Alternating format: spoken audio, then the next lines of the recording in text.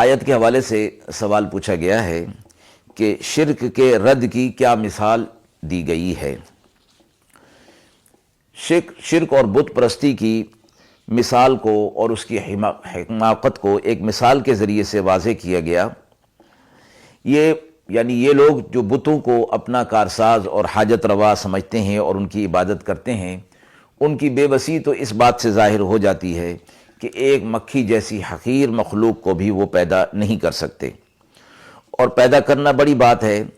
تم روز ان کے سامنے مٹھائی، پھل وغیرہ کھانے کی چیزیں رکھتے ہو اور مکھیاں اس میں سے کچھ ذرے کے برابر کھا جاتی ہیں،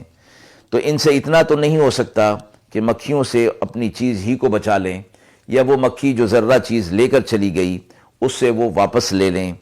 یہ تمہیں کسی آفت سے، اللہ کے عذاب سے اور آخرت میں جہنم کے عذاب سے کیسے بچا سکیں گے؟ اس لیے آگے یہ فرمایا گیا کہ ان کی بے وقوفی اور حماقت کو ان الفاظ سے فرمایا گیا کہ جس کا معبود ہے وہی ہے، بے بس ہو، اس کا عابد بھی اس سے زیادہ بے بس اور کمزور ہوگا،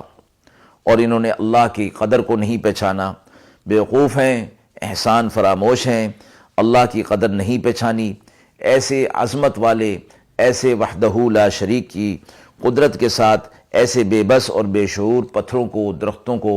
اور ان چیزوں کو، بتوں کو اس کے برابر کر دیا، اس سے بڑھ کر حماقت اور کیا ہو سکتی ہے؟